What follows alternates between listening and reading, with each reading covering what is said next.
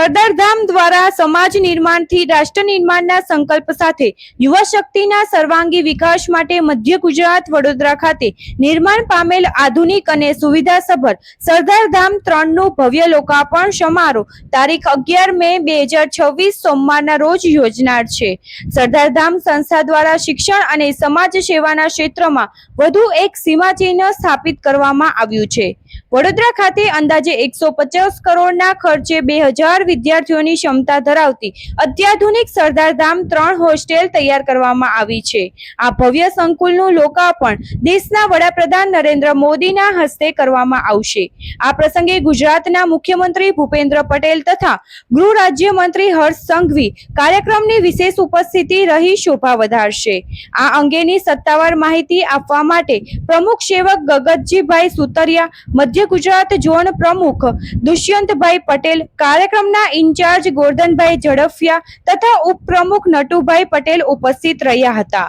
પ્રમુખ સેવક ગગતજી સુતરિયા। સરદાર ધામ 3 વડોદરા લોકાર્પણનું વિશેષતા લોકાર્પણની એ છે કે એ 150 કરોડના ખર્ચે ડોક્ટર દુષ્યંત દક્ષા સંકુલ બન્યું છે। એમાં 2000 દીકરા દીકરીઓ રહેશે। સમય સાથે યુવા શક્તિના સર્વાંગી વિકાસ માટે અલગ અલગ પ્રકારની અમને ઉપયોગી વ્યાપાર, ઉદ્યોગ, નોકરી ક્ષેત્રે આગળ વધવા માટે જીપીએસસી, યુપીએસસી, સ્કિલ ડેવલપમેન્ટ, આઈ હબ, સ્પોર્ટ્સ એકેડમી, વિવિધ પ્રકારની 20 જેટલી એકેડમીઓ છે। સાથે સાથે સરદાર ધામ આગામી સમયની અંદર ખૂબ શૈક્ષણિક ક્ષેત્રે પણ કામ કરવા જઈ રહ્યું છે। આ વિશેષતા છે। મિશન 2026 અંતર્ગત આ 200 કરોડનું સરદાર ધામ બન્યું। બાજુમાં સરદાર ધામ 2 200 કરોડના ખર્ચે બન્યું અને આગામી સમયની અંદર સરદાર ધામ યુનિવર્સિટી સુરત ખાતે બનવાનું કામ શરૂ થઈ ગયું છે। રાજકોટ પણ 2000 દીકરા દીકરીઓ માટેનું શૈક્ષણિક સંકુલનું કામ શરૂ થઈ ગયું છે। મહેસાણા ખાતે પણ કામ શરૂ કરવા જઈ રહ્યા છે અને અમદાવાદમાં ટૂંક સમયની અંદર જમીન મેળવીને સરદાર ધામ યુનિવર્સિટીનું નિર્માણ કરવું એ સરદાર ધામ ટ્રસ્ટનું સપનું છે।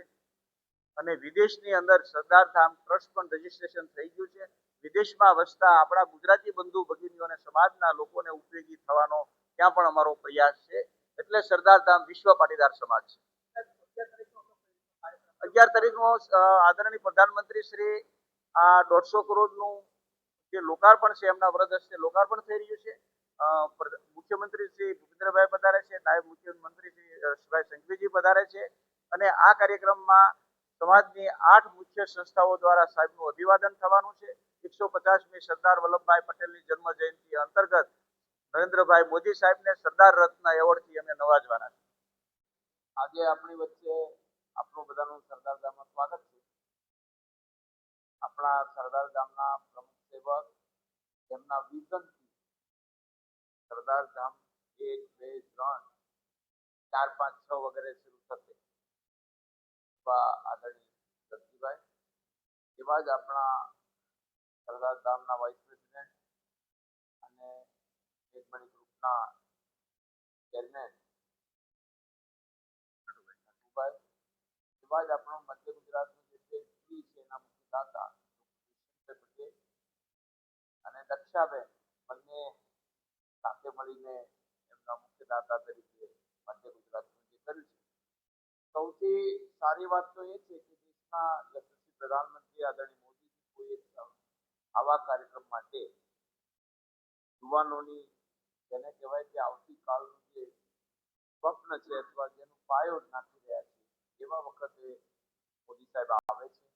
એમના કરકમલો દ્વારા જેમ દુષ્યંતભાઈએ કહ્યું અલગ અલગ પ્રકારના અનેક આ માત્ર હોસ્ટેલ નથી, આ માત્ર બોર્ડિંગ નથી, આ એક એવી ઇન્સ્ટિટ્યૂટ છે કે જ્યાં આગળ દીકરા દીકરી આવશે, ગામડામાંથી આવશે, ગરીબ ઘરના પણ હશે તો એને માટે વિકસવાનો એક રસ્તો છે।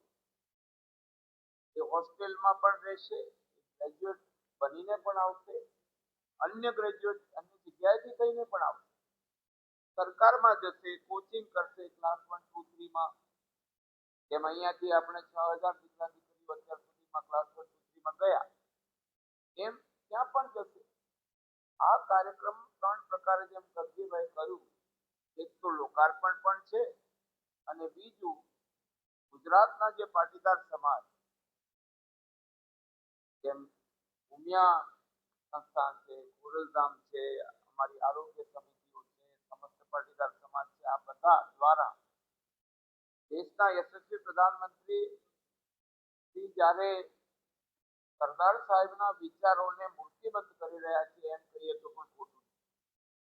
અને આ કાર્યક્રમ વિશેષતા એટલા માટે છે કે સરદાર સાહેબે સેવેલું સ્વપ્ન ધારો કે કાશ્મીરનું હોય તો આર્ટિકલ 370 સરદાર સાહેબનું કામ છે. વિશ્વની સૌથી ઊંચી પ્રતિમા સરદાર સાહેબની પ્રતિમા નહીં, એની પ્રતિભાને સાજી. આ સરદાર સાહેબનો ગૌરવ માટેનું આપણા ગુજરાતના બધાનું ગૌરવ છે, દેશનું ગૌરવ.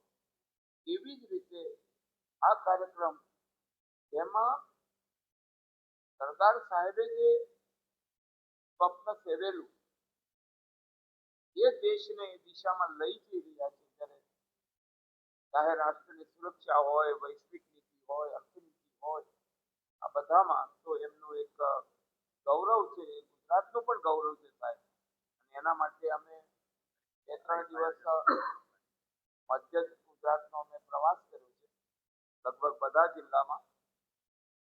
ખેડા, આણંદ, ભરૂચ મધ્ય ગુજરાતનું સેન્ટર છે.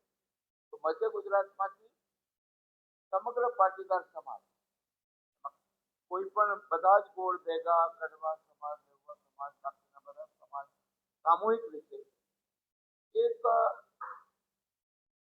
ગામડામાંથી લોકો આવીને આ જોયું કે આપણા બેટા બેટી, આપણા દીકરા દીકરીઓ માટે આવું એક ઇન્સ્ટિટ્યૂટ મધ્ય ગુજરાતમાં થયું છે. અને એના માટે અમે મધ્ય ગુજરાત ઉપર ફોકસ રાખ્યું છે. જેમ ગંગીભાઈ સાહેબે કહ્યું એમ એ 200 ના સ્ટેજ અમારા ટ્રસ્ટીઓ પણ હશે, અમારા બાકીના ટ્રસ્ટીઓ પણ હશે. અને એ પ્રકારનું આખું આયોજન. અને સાહેબ અને જ્યારે અત્યારે આવે છે તો બંગાળના વિજય પછી આવે તો ગુજરાતનો ઉત્સાહ તો સ્વાભાવિકપણે અનેરો હોય. અને અમારું તો ખાસ કરીને ગઢવીભાઈ આપણા સરદાર ધામનું તો સૌભાગ્ય ગણાય કે એ વિજય પ્રાપ્ત કરીને પોતાની માતૃભૂમિમાં આવે છે. એટલે ગુજરાતની જનતાનો ઉત્સાહ પણ એટલો જ છે.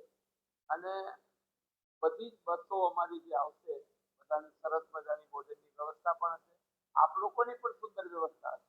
આપને પણ પધારવાનું બધાને આમંત્રણ છે. એટલે સુંદર વ્યવસ્થા હશે. અને એવી જગ્યાએ બન્યું છે કે હાઈવે ઉપર નીકળો તો સરદાર સાહેબનો પ્રતિમા હાઈવે પર નીકળતા NH-48 પર મળે.